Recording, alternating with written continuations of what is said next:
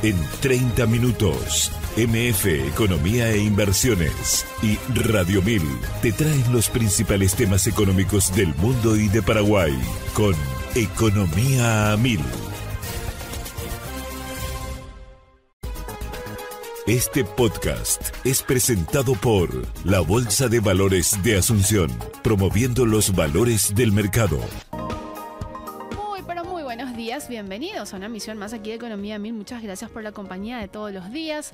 Quien les habla, Prince Otto, y también ya estoy junto con Ada Caballero. ¿Cómo estamos, Ada? ¿Qué tal? Bienvenida. Buen día, Prince. Buen día a la audiencia. ¿Todo bien y vos? Todo en orden. Yo ya sin tapabocas, vos con tapabocas. Pero ya estamos también en ese proceso de recuperación total. Tenemos que compartir las principales noticias económicas del día antes de empezar esta entrevista con nuestra entrevistada de hoy. Vale el juego de palabras. Adelante, compañeros. MF Economía e Inversiones presenta las principales noticias económicas de Paraguay y el mundo. De acuerdo con Reuters, Estados Unidos aplicará un arancel del 15% a las importaciones de Corea del Sur en lugar del 25% inicialmente propuesto como parte de un nuevo acuerdo comercial anunciado por Donald Trump. A cambio, Corea del Sur invertirá $350 mil millones en proyectos estadounidenses, incluyendo construcción naval, chips, baterías y biotecnología, y comprará algunos productos energéticos por $100 mil millones. El arancel del 15% también se aplicará a los automóviles surcoreanos, igualando la tasa vigente para Japón y la Unión Europea. El presidente surcoreano afirmó que el acuerdo brinda certidumbre y mantiene condiciones competitivas para su país. Aunque Estados Unidos destacó el monto de inversión como un logro, expertos señalaron que Corea del Sur logró preservar barreras no arancelarias y limitar nuevas concesiones. El acuerdo excluye productos como cobre, acero, aluminio y no impone restricciones adicionales a exportaciones de semiconductores o farmacéuticos. Empresas como Samsung y LG también firmaron acuerdos con Tesla por $16.500 millones y $4.300 millones respectivamente. Más información, de acuerdo con ámbito.com, la Reserva Federal mantuvo sin cambios la tasa de interés en el rango de 4,25-4,50%, pese a las presiones del presidente Donald Trump, quien pidió reducirla hasta el 1%. La decisión generó el mayor nivel de disenso interno desde 1993, con 2 votos en contra de funcionarios designados por Trump. La Fed señaló una moderación en la actividad económica, pero advirtió que la inflación sigue por encima de la meta y que los recientes acuerdos comerciales podrían sumar presiones inflacionarias. El mercado ya anticipaba esta decisión, aunque la probabilidad de un recorte en septiembre se ajustó al 61% tras los buenos datos de empleo y crecimiento del PIB, que fue de 3% en el segundo trimestre. El presidente de los Estados Unidos insistió en sus críticas a Powell, afirmando que no hay inflación y exigiendo una baja inmediata de tasas. Por su parte, Powell ratificó que permanecerá al frente de la Fed hasta mayo de 2026. Siguiendo también con más información, Ada, brevemente. De acuerdo con el portal El Economista, el precio del cobre registró su mayor caída desde 1989 tras el anuncio del presidente Donald Trump de imponer un arancel del 50% a las importaciones de productos semiacabados y derivados con alto contenido de cobre, como tubos, cables y accesorios. Los futuros más negociados del metal en la Bolsa Mercantil de Chicago se desplomaron 18,18%, cerrando en 4,63 la libra, su nivel más bajo desde el 12 de mayo. Durante la jornada, el cobre llegó a tocar un mínimo de $4.536, con una baja intradía de 20,4%. El rendimiento acumulado en el año pasó de 39,5% a 14,98%. Y luego seguiremos compartiendo más información a nivel regional y por supuesto también de lo que está pasando a nivel país. Y ya, la saludamos a nuestra entrevistada de hoy, a quien agradecemos su presencia. Ella es Ana Rojas Viñales, economista e investigadora. ¿Cómo estamos, Ana? ¿Qué tal? Bienvenida. Hola, Prince, ¿qué tal? Muchas gracias por la invitación. Gracias, Ana. Recordarle a la audiencia que este es un bloque básicamente mensual que mantenemos con la economista e investigadora Ana Rojas Viñales para hablar sobre temas vinculados a, obviamente, la economía, también a lo social. Y el tema de hoy, más que interesante, Ana, de hecho, habíamos metido como agenda y pendiente, y hoy lo vamos a desarrollar. Vamos a hablar sobre los programas de transferencia en el contexto de la protección social en Paraguay y sobre sobre todo este impacto que tiene la economía, cómo se relaciona también en las políticas públicas y sobre todo esto de la economía, porque consideramos que evidentemente programas sociales también tienen incidencias muy importantes si es que son bien manejadas también, Ana, en ese sentido. Podemos abordar el concepto de los programas sociales para ir aterrizando. ¿Cuáles son los que tenemos aquí en Paraguay, Ana? Bueno, antes que nada, contarles que este es un tema que a mí me apasiona bastante, y contarles que en la historia los programas de transferencias monetarias surgieron en la década de 1990, inicios de los 2000, como respuesta a las consecuencias que estaban teniendo las políticas de ajuste implementadas en los diferentes países como parte del consenso de Washington, ¿verdad? Que lo que esperaba este consenso era generar mayor crecimiento económico y que a través de ese crecimiento económico también mejoraran los indicadores sociales en los países. Sin embargo, eso realmente no sucedió, ¿verdad? Entonces, sobre todo en los países emergentes, imagino, y principalmente, de ingresos bajos, Ana, ¿verdad? Principalmente en los países de América Latina con altos niveles de desigualdad.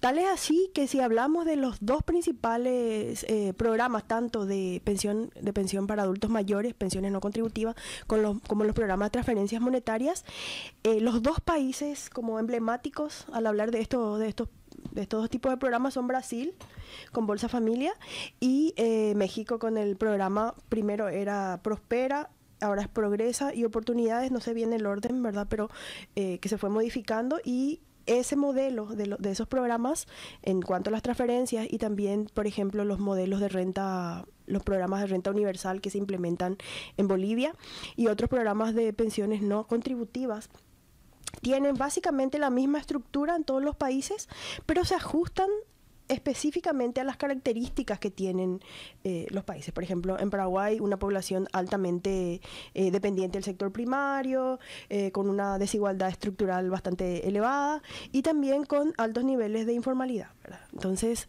en todos los países de América Latina hay programas que fueron ajustándose con el tiempo, así como el que les conté de México, que va como incluyendo componentes y transformándose, y también su objetivo, pero todos lo que buscan es cortar la transmisión intergeneracional de la pobreza en el caso de las transferencias monetarias, que son dirigidas a la familia, y las pensiones no contributivas, que están dirigidas a la población adulta mayor y en algunos casos también a la población en condición de discapacidad. Cuando hablamos de pensiones no contributivas, para aterrizar mucho más el concepto, Ana, ¿a qué nos estamos refiriendo? ¿Quién finalmente termina solventando, por decirlo así, este tipo de programas sociales? Bueno, cuando hablamos de pensiones no contributivas, estamos hablando del sistema de seguridad social. Sí. Tiene dos grandes pilares, ¿verdad? Uno que es el sistema contributivo, en el que los trabajadores asalariados o los trabajadores independientes aportan al sistema de seguridad social para cuando alcancen su edad para jubilarse, con ese ahorro que una persona, como fruto de su trabajo, fue haciendo a lo largo del tiempo, perciba su jubilación. Sin embargo, en países con altos niveles de desigualdad, de informalidad y también de trabajo por cuenta propia, donde mucha gente no aporta a un sistema de seguridad social, sí. Cuando alcanzamos los 65 años, en algunos países 60, en otros un poco más, nos encontramos con una población adulta mayor sin jubilación o sin algún tipo de pensión. Entonces, en ese caso, los países y los estados definen este tipo de programas que no están financiados por el trabajo de uno mismo, sino están financiados principalmente por impuestos, por el sistema tributario. Mencionabas de que estos programas, en general estoy hablando, ¿verdad? Depende mucho de la esencia o de la estructura económica de los países. Cuando hablamos de Brasil, estamos hablando de un monstruo, un gigante en materia de económica, Ana. Sin embargo, necesita este tipo de programas tratando eso que mencionas, de ir cortando un poco esta situación de pobreza que tiene todavía su población, y que al parecer, como programas en México, resulta, porque evidentemente también se van ajustando y imagino se van ayornando y van metiendo mucho más también a personas en este sistema, que de alguna manera resulta en el sentido de que, si bien va a haber nomás luego pobreza en una determinada economía, porque eso es difícil, es cierto. Y más todavía cuando estamos hablando de América Latina, va reduciéndose y esos resultados es lo que también termina alimentando, por decirlo así, de alguna manera, seguir apostando por este tipo de programas sociales. Y además, estos programas, si bien es cierto, están dirigidos a la población en condición de pobreza y de vulnerabilidad, estos programas tienen resultados positivos en la reducción de la pobreza, pero no son suficientes. O sea, a partir de estos programas y una vez que una familia o una persona supera los adultos mayores, desde que, si es que no hay alguna razón para excluirle del sistema, una vez que un adulto mayor ingresa, ya cobra toda su vida, ¿verdad? Pero las familias, principalmente las de Tecopona, hablando del caso de Paraguay, una vez que alcance el periodo establecido de este programa, se hace una evaluación para saber si esa familia ya está en condiciones de mantenerse de manera autónoma fuera de la pobreza. Pero cuando no pasa eso, porque en algunos casos pasa, cuando la familia es muy...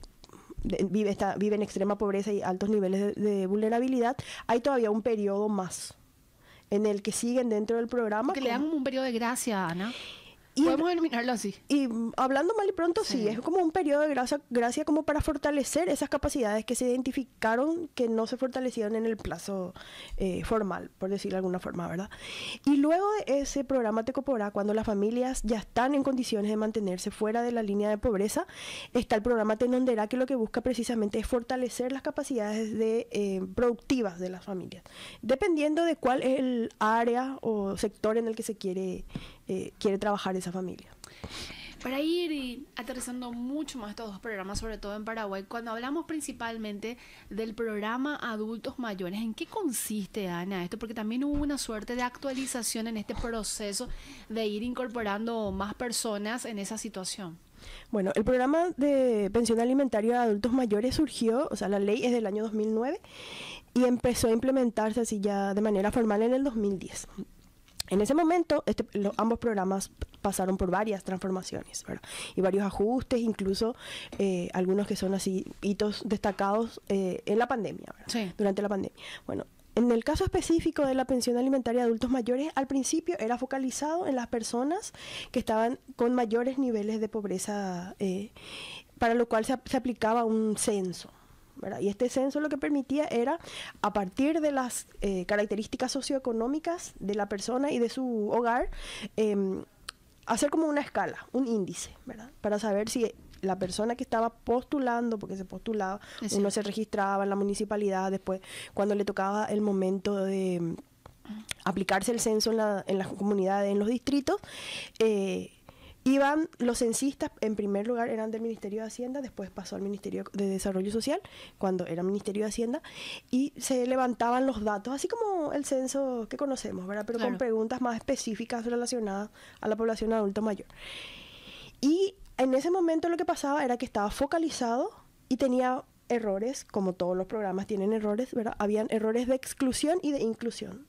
Exclusión quiere decir que había personas que deberían estar y no estaban, por alguna cuestión, ¿verdad? O a lo mejor justo se tomó mal el dato, bastantes errores, ¿verdad?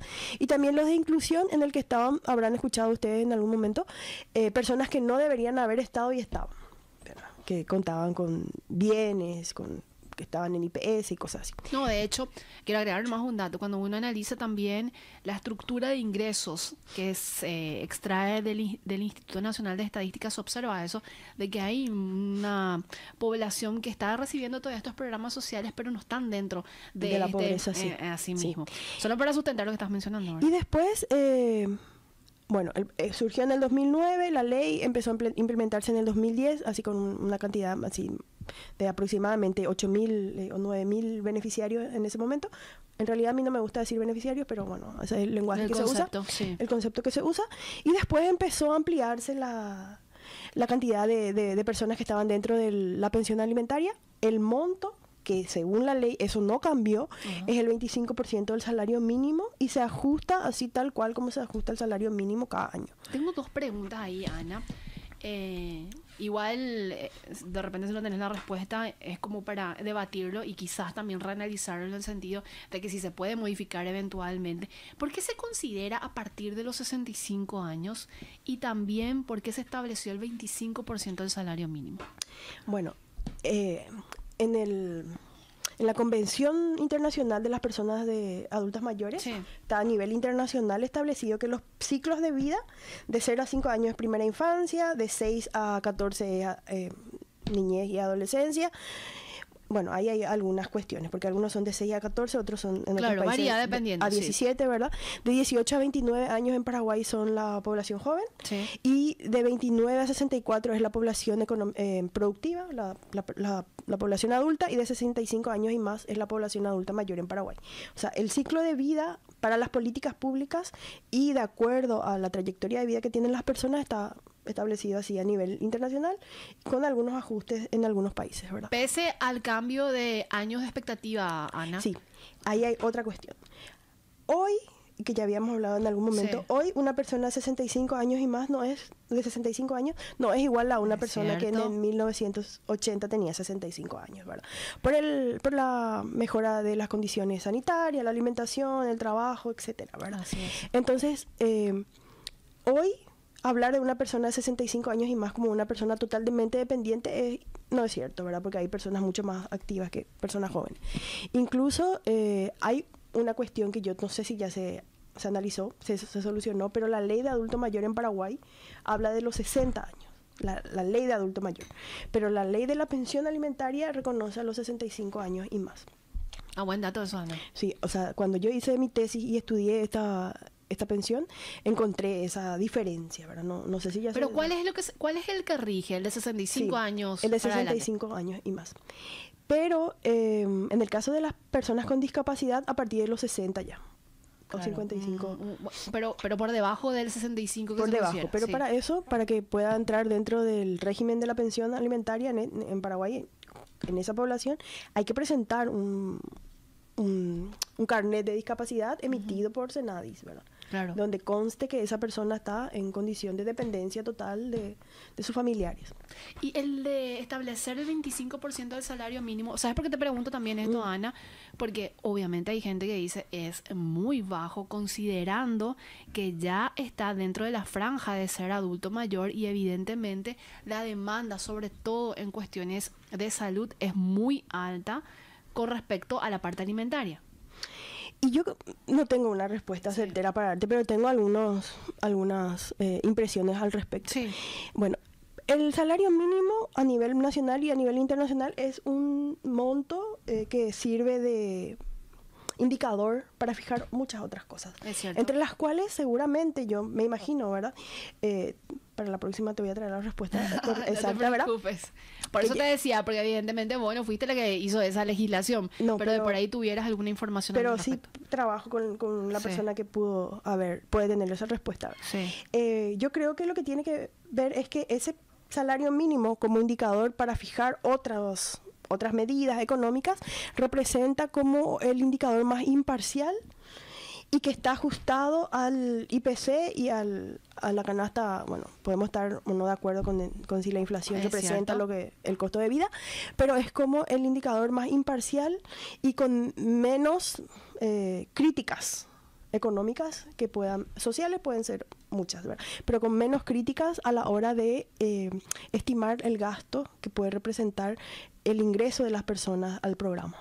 Y hay que considerar también, Ana, y agregando en malo que decís, que esto también se reajusta por IPC. Sí. Digo, la pensión, para que no pierda justamente el poder adquisitivo, al juego de palabras ahí. Sí, Así funciona. Se ajusta, así al mismo tiempo como se ajusta el salario mínimo, el 1 de julio, o sea, se presenta el proyecto antes, ¿verdad? Sí. Pero a partir de que el 1 de julio empieza a regir el salario mínimo vigente, bueno, para el año vigente, así mismo también se ajusta ese mismo día la pensión alimentaria. ¿En otras economías de las que mencionaste también funciona así? No, Sobre en el otra- salario- difiere. no, difiere. En otras economías establecen el valor de la línea de pobreza o a lo mejor hacen el valor de ¿cómo se llama la dosis mínima de calorías que una persona Necesita. necesita? ¿Necesidades básicas? No. No. En los países se establecen como índices de cuántas calorías serían las necesarias para una persona. Y eso también varía en los países. Entonces pueden ser, por ejemplo, el plato de comida, cuánto representa por día y cuánto representa al mes. O a lo mejor también tiene que ver con el nivel de déficit o de superávit que haya tenido una economía. No necesariamente está establecido que el salario mínimo es el... Podríamos decir que está un poco más avanzado ese tipo de programas en esos países, Ana. Porque determinar de esa manera significa que sí, se trabajó mucho en más Bolivia, antes, sí. Por ejemplo, la renta es universal desde hace muchos años y está relacionado a la producción de cobre, por ejemplo. ¿Viste? ¿Entendés? Pero ahí es universal desde hace mucho tiempo. Se llama Renta Básica Universal Benito Pinto, algo así. Hablando de universal, y recientemente, y seguimos siempre dentro del programa de adultos mayores, se habló y hay una ley de la universalización de este programa. ¿Se podría aterrizar también qué incluye, qué diferencia hay con esta ley versus lo que se tenía anteriormente, Ana? Incluso la gente que no está en condición de pobreza o vulnerabilidad se incluiría dentro de este programa de adultos mayores. Bueno, esa es como la transformación y la reforma así más importante que tiene el programa, ¿verdad? Sí. Pasar de la focalización que se hacía a partir del censo que se aplicaba en las familias, donde podías o no resultar incluida dentro del programa, a pasar a la universalización. Pero cuando hablamos de universalización se refiere a las personas que no tienen jubilación o pensión. Eso hay que aclarar muy bien, Ana. O sea, que si vos tenés IPS, por más que vos cumplas 65 años, estás excluido. Estás excluida. Es para las personas que no tienen ingresos garantizados a lo largo posterior a los 65 años y más. Sin embargo, hay que pasar por un proceso de inscripción. No es así como cuando cumplimos 18 años y entramos, de oficio. Y entramos directamente al padrón electoral para votar. No. Vos cumplís 65 años y hay una página, un enlace donde tenés que registrar tus datos, dónde naciste, tu fecha de nacimiento. Y cuando alcance, eso también es otra cosa, es universal, pero de manera progresiva. Está bajando la edad. El límite de edad, cada mes se incluyen más beneficiarios. Ahora están 73 años, seguramente a fines de agosto van a entrar los de 72 y así hasta alcanzar los 65. Y te decía, Ana, y te preguntaba esto porque es importante aclarar, porque mucha gente o muchas veces uno confunde la universalización. Sin embargo, hay que remarcar que cuando uno es aportante o fue aportante de la caja previsional, de alguna sistema previsional, sí, en este caso queda excluido porque evidentemente fue construyendo eso que mencionaste, su ahorro a lo largo de sus años activos. Sí, y otra cosa que se me pasó comentarte es que uno puede renunciar al beneficio. ¿Ah, sí? Sí. Uno puede renunciar. Por ejemplo, yo vi hace un tiempito que un legislador estaba contando que una tía suya aparecía como beneficiaria de la pensión adulto mayor, pero que ella nunca se inscribió y que tampoco estaba en condición, no quería recibir. Entonces se puede también renunciar. Ana, hay una cuestión ahí, esto podemos dejar picando para el siguiente bloque, de gente y de hecho representantes y autoridades en su momento mencionaban de que ir aumentando la cantidad de personas dentro del programa, sobre todo adultos mayores, no significa que sea un éxito, que debería ir al contrario, ¿verdad? Reduciéndose, porque eso de alguna manera estaría vinculado a que hubo una política pública enfocada a la generación de empleo y todo lo vinculado a eso, porque justamente permitió la formalización del sector. ¿Podemos dejar esto pendiente para la siguiente pausa? Sí. Bueno, seguimos conversando a la vuelta del corte con Ana Rojas Viñales.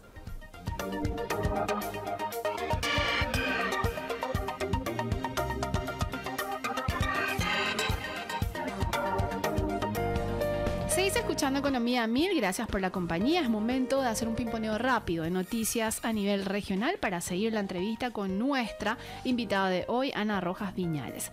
Y de acuerdo con Bloomberg en línea, la baja permanente de retenciones anunciada por el presidente Javier Milei, sumada a la unificación cambiaria, podría generar una inyección adicional de 28.800 millones de dólares en el agro argentino durante la próxima década.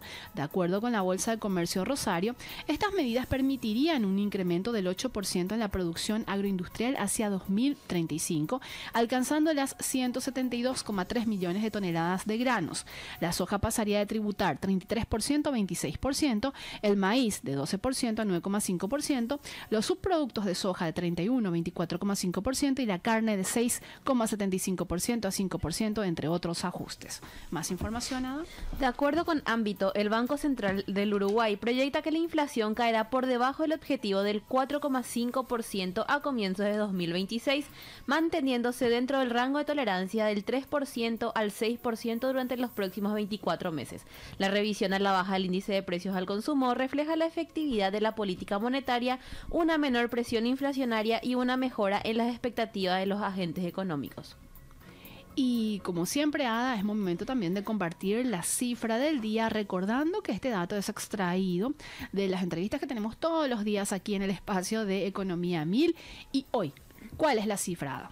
18 millones de toneladas aproximadamente suman los principales granos producidos, incluyendo soja, maíz, trigo y arroz, con un fuerte impacto en la economía por su efecto multiplicador en transporte, consumo y servicios, comentó Hugo Pastore, director ejecutivo de la Cámara Paraguaya de Exportadores y Comercializadores de Cereales y Oleaginosas, CAPECO. Si te interesa descubrir más detalles, puedes escuchar el podcast completo en Spotify, buscar en el perfil de Economía 1000 y mantenerte al tanto de todo.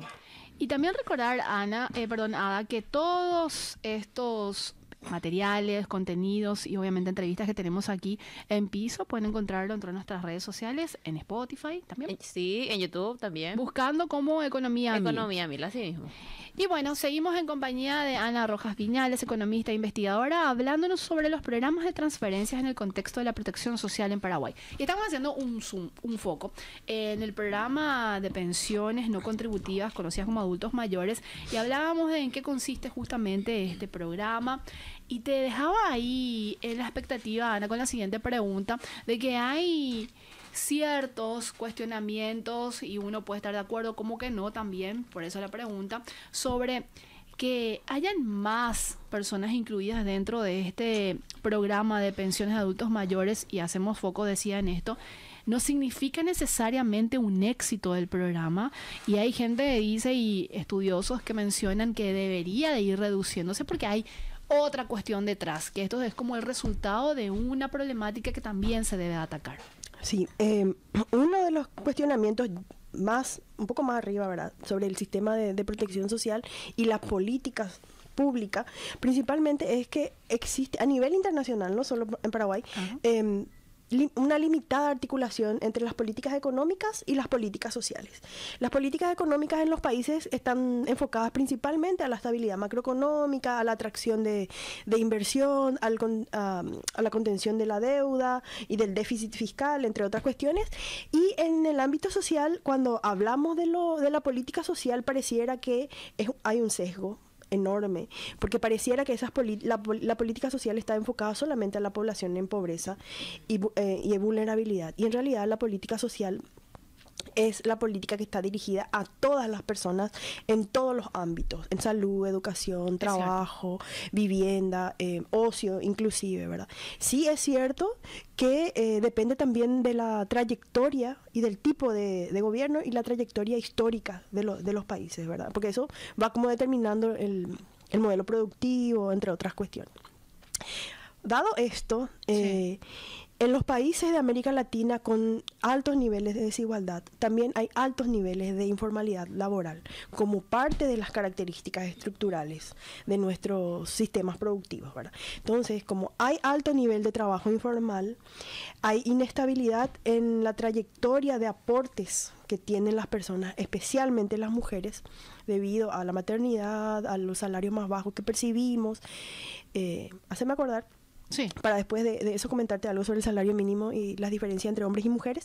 Entonces hace que cuando alcancemos los 65 años y más, la población que efectivamente aportó al sistema de IPS o alguna de las cajas sea muy bajo en comparación a la masa de trabajadores asalariados o de trabajadores en general. Y esto tiene que ver con que, si bien es cierto, también aumenta el porcentaje de la población trabajadora que aporta a una caja. Hoy está en aproximadamente 25%. De 100. Sí. ¿verdad? Que aumentó porque hasta hace unos años era 21% nomás, ¿verdad? Entonces lo que pasa es que llegan 7 de cada 10 trabajadores a cumplir 65, o personas de 65 años y más, que no tienen un ingreso resultado de su trabajo. Ahí es que aparecen este tipo de programas como para contener los efectos negativos del envejecimiento. Entonces, por un lado, es positivo que cada vez haya más población adulta mayor sin ingresos que perciba esto como para contener las dificultades a las que se enfrentan. Sin embargo, lo que tendríamos que buscar los países es que tanto las políticas económicas generen oportunidades de empleo formal y decente, y también haya más personas, trabajadores independientes que decidan aportar al sistema de jubilación, porque también existe esa modalidad donde un trabajador independiente aporta por sí mismo, ¿verdad? También están las cajas mutuales y entidades privadas que también tienen este tipo de programas que no están dentro del sistema público, pero también son una garantía cuando alcanzamos la adultez mayor. Y lo que te estaba diciendo del salario mínimo por género. Cuando vemos las leyes en el IPS especialmente, la ley de los aportantes, la base sobre la cual se calculan los aportes es el salario mínimo. Cierto. Pero haciendo una trayectoria desde los 18 años, porque hablar de 15 años, hay gran población de niños de 15 a 17 años que no están trabajando, que no deberían luego. Pero cuando hablamos de 18 a 64 años podemos ver que los varones alcanzan el salario mínimo aproximadamente, a cobrar el salario mínimo aproximadamente a los 28 años, hasta los 58 más o menos. O sea, hay un lapso de 30 años en el que en promedio los varones alcanzan el salario mínimo. Sin embargo, las mujeres alcanzamos a ganar salario mínimo recién a los 34, 35 años, hasta los 47, 48 años. O sea, el lapso que las mujeres en promedio cobramos salario mínimo es aproximadamente un tercio del tiempo que aportan cobran los varones. Entonces, con implicancias. Con implicancias, ¿verdad? Con extremos pero también aquí entra a tallar que la brecha que existe en salario entre hombres y mujeres es de 20% aproximadamente. Entonces, eso hace que cuando se alcance los 65 años, el mínimo de meses que se tuvo que haber aportado es más bajo para las mujeres. Es menor. Entonces hay más mujeres dentro de la pensión no contributiva en todos los países, no solamente en Paraguay. Hay más mujeres, y además de que hay más mujeres, esas mujeres viven más tiempo que los varones por cuestiones así que tienen que ver más con la esperanza de vida, que se alargó. Pero en Paraguay aproximadamente la esperanza de vida de las mujeres es 4 años más que la de los hombres. Y no hay una diferenciación, ¿verdad?, en el tema de recibir esta pensión del monto. Es universal. En el sentido de, por más que quizás las necesidades sean también diferentes para las mujeres que los hombres. No hay, a nivel mundial tampoco hay como un antecedente, Ana. Vos sabés que ayer vi, justo qué suerte que mencionas eso, porque yo también iba a sacar en algún momento, vi que la presidenta Claudia Sheinbaum, la de México, estaba comentando acerca de la pensión Mujer Bienestar, algo así, que es para las mujeres. Ahora van a cobrar las mujeres de 63 años. O sea, 63 y 64. Pero a fin de año ya iban a estar incluidas las de 60, 61 y 62.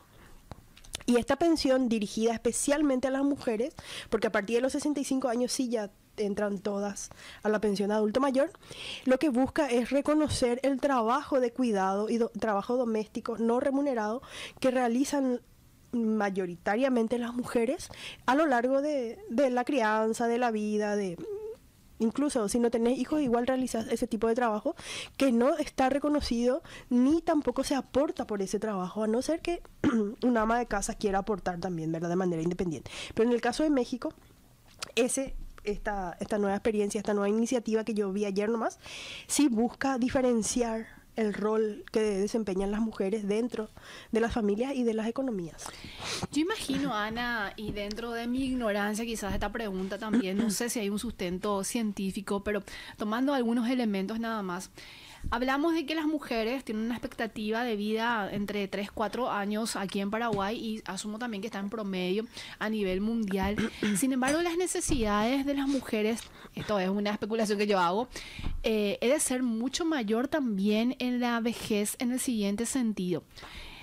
El haber tenido actividades de cuidado, haber sido madre, estar como sobreexpuesta a determinados trabajos versus los hombres, también debería ser como una suerte de carga en el momento de analizar, tener como una diferenciación. Te pregunto eso, Ana, Sí. y si es así o es lógico lo que te planteo. No, sí, es así. Porque incluso estuvimos analizando con la experta con la que yo trabajo, ¿verdad? Sí. Estamos haciendo un trabajo sobre cuidado, precisamente, ¿verdad? Lo que implica el trabajo de cuidado y quiénes son. Ahora estamos definiendo la oferta de cuidado. ¿Qué mujeres realizan trabajo de cuidado? ¿En qué condiciones están realizando ese trabajo de cuidado? ¿Y qué pasaría si se implementaran políticas de cuidado que les garantizaran a ellas empleos formales, ¿verdad? Y lo que encontramos al analizar la encuesta uso del tiempo, que eso podemos ver en la siguiente vez que venga, la encuesta uso del tiempo lo que hace es diferenciar cómo hombres y mujeres usamos nuestras horas a lo largo del día. Y esa encuesta uso del tiempo en Paraguay, la primera y la única vez que hasta el momento se realizó fue en el 2016. Ahora se está trabajando para implementar nuevamente. Lo que mostró es que el trabajo de los hogares, el trabajo no remunerado y el trabajo de cuidado del total del trabajo no remunerado, el 75% está realizado por mujeres. Y hay un porcentaje que realizan los hombres, pero si le pusiéramos valor, vamos a ver que los hombres trabajan menos horas no remuneradas, las mujeres trabajan menos horas remuneradas. Entonces eso también implica mayor brecha entre el ingreso y el tiempo que dedican hombres y mujeres, la calidad del tiempo que dedican hombres y mujeres a los diferentes trabajos. Y a lo que quiero ir con esto es que hay incluso datos de mujeres, de adultas mayores, que cuidan a otras mujeres adultas mayores. Sí, se tiene, alguna le habrá tocado ver Sí, también. hay mujeres adultas mayores que tienen 65, 70 años que les cuidan a sus mamás que tienen 90, 100 años, o a hermanas, o incluso también en la organización de los cuidados dentro de las familias también hay, por ejemplo, abuelas que cuidan a nietos para que la mamá salga a trabajar, o hermanas que le cuidan a sus hermanos más chicos.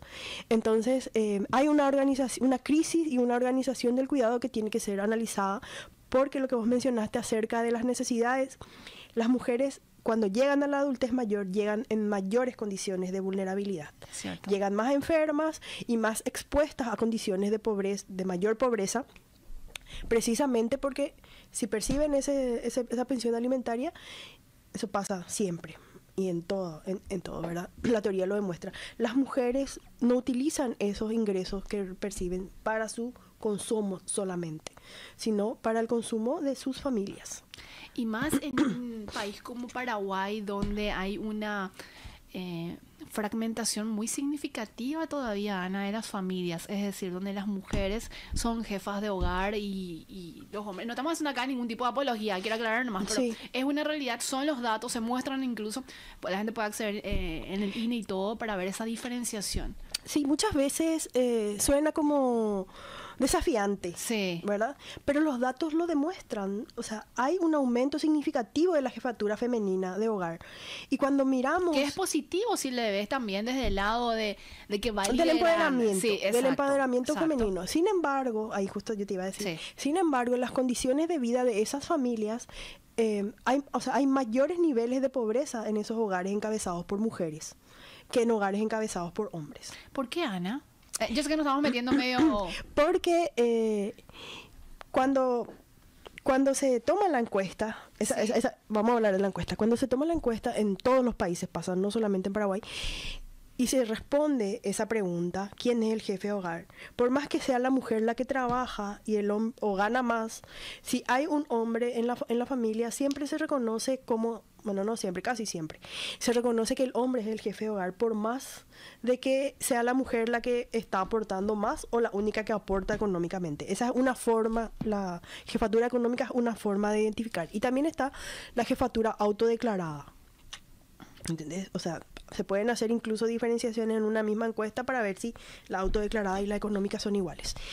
Porque ahí veríamos que incluso puede que existan más jefas de hogar, jefas económicamente, que jefas autodeclaradas. Es cierto. ¿Verdad? Bueno, y eso por un lado. Y por otro lado, que no existe, bueno, rememorando, que exista jefa de hogar nos da la pauta de que probablemente ese hogar es uniparental. O sea, que no hay una pareja. Sea hombre o sea mujer, no hay una pareja. Porque en las estadísticas no se percibe o no se utiliza la jefatura compartida.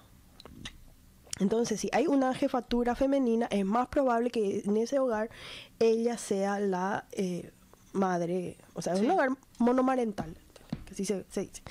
Entonces, que sea un hogar uniparental implica que el ingreso tiene un solo ingreso, tiene que realizar actividades económicas y también actividades no remuneradas dentro del hogar, tiene probablemente ingresos más bajos, tiene mayores niveles de vulnerabilidad y también está más expuesta a los choques de pobreza.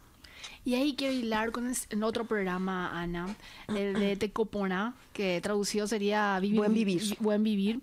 Esto va a familias específicamente y está sujeto también a determinados condicionamientos que debe cumplir la familia. Para eso que decís, ¿verdad? Cortar un poco esto de la generación. El programa Tecopona es más antiguo. Se implementó en el 2005 en el gobierno de Nicanor Duarte Frutos. Sí, recuerdo. Y es un programa que este año cumple 20. Yo creo que es un programa fantástico, ¿verdad?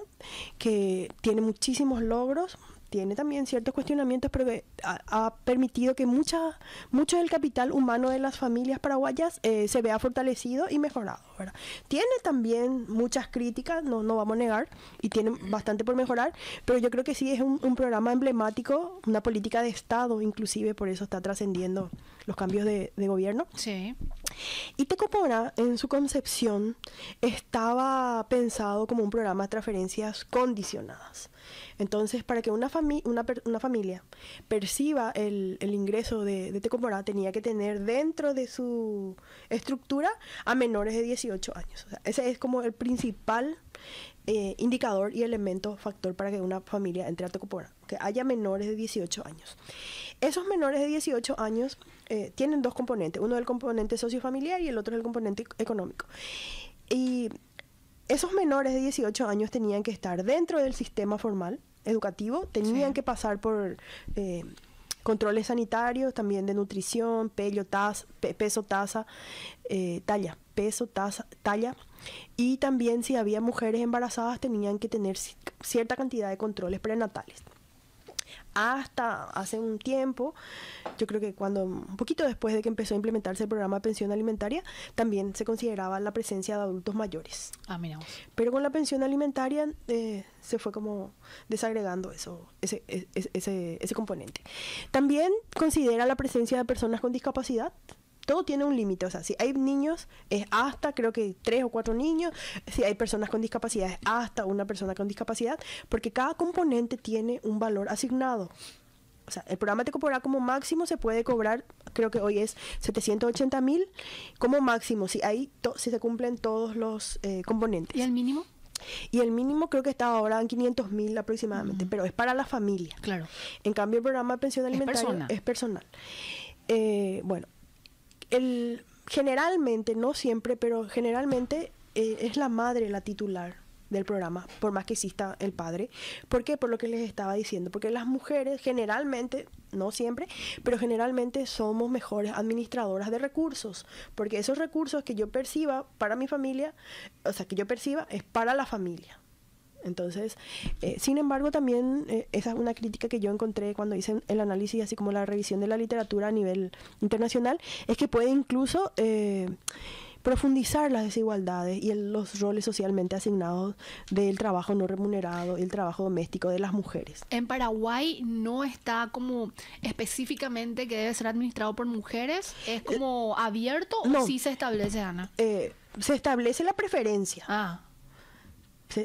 No se excluye. No se excluye, pero se establece pero las estadísticas dan cuenta que son las mujeres que son las titulares. de la... Muy interesante. Sí.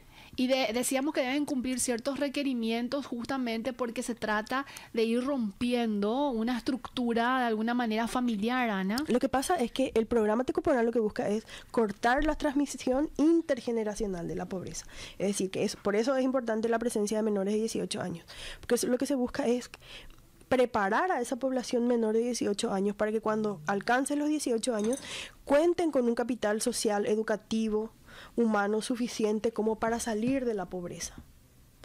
Y también, gracias al acompañamiento familiar, también ayudan a fortalecer las capacidades del presente de las familias, ¿verdad? Ana, tenemos que ir cerrando el programa. Muy interesante la entrevista de hoy, como siempre.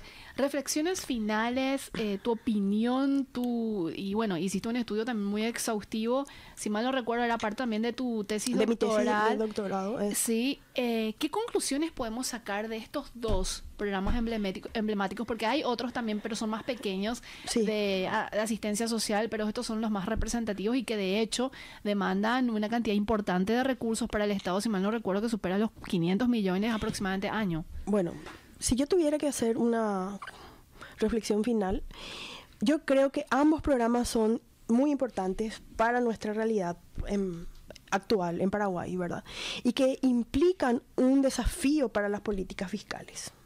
Porque básicamente estos dos programas están financiados con recursos genuinos que son los impuestos, ¿verdad? Así es. Entonces, y nuestra presión fiscal, eso no es nada nuevo, nuestra presión fiscal es una de las más bajas de América Latina, porque está basada en el impuesto al valor agregado que pagamos los trabajadores. Entonces yo creo que tenemos que hacer como un análisis y más exhaustivo de cómo está compuesto hoy nuestro sistema tributario y cuál es el peso que tienen los diferentes impuestos y de dónde se originan esos recursos, ¿verdad? Porque el aumento de la población adulta mayor, considerando las características estructurales del mercado laboral, lo que va a hacer es que vaya presionándose aún más las finanzas públicas. Es así. Entonces eso. Ana, ¿dónde la gente puede encontrar parte de los análisis también que realizas de manera no constante, pero casi ocasional sobre determinados temas? Bueno, yo escribo cada 15, cada 22 días en Noticias 1000. Sí. Entonces ahí están artículos en los que yo hago un breve análisis acerca de los temas que quizá en ese momento en el que escribí son como temas de conversación o temas de debate en la política pública, como también yo tengo varias publicaciones sobre pobreza, desigualdad, el ciclo de vida en este momento, así como las políticas de cuidado. Ana, un gusto tenerte en el programa. Muchísimas que tengas un gracias. Excelente día. Gracias. Estuvimos con Ana Rojas Viñales, economista e investigadora, hablándonos sobre todo lo referente a los programas sociales y la importancia también dentro de la economía. Pero antes de irnos, Ada, me gustaría compartir el artículo de hoy que está ciertamente vinculado al tema que abordamos con Ana, porque como es habitual, la consultora MEF Economía e Inversiones realiza de manera periódica un análisis sobre temas económicos y que es publicado en el diario ABC y también replicado en el digital. Y en esta ocasión se aborda sobre los avances moderados frente al desafío de reducir brechas estructurales en Paraguay. Y se toma como dato el Índice de Progreso Social 2025 que evalúa 170 países mediante 57 indicadores agrupados en 3 dimensiones: necesidades básicas, fundamentos del bienestar y oportunidades. Paraguay obtuvo una puntuación de 68,7, ubicándose en el nivel 3, Progreso Social medio alto, junto a países como Cuba y levemente por encima de Ecuador y Perú. A nivel regional, Chile y Uruguay lideran con puntajes de 79,5 y 79,3 respectivamente, lo que marca una brecha superior a 10 puntos respecto a Paraguay. Más sobre este artículo y otros, ¿dónde lo pueden encontrar? Y bueno, profundizar. Pueden encontrar en nuestras redes sociales, en nuestra página web y en nuestro canal de WhatsApp. No me culpen, Ana es como que suena igual. Suena parecido. Demasiado. Bueno, nos vamos despidiendo, que tengan un excelente día. Este podcast es presentado por la Bolsa de Valores de Asunción, promoviendo los valores del mercado.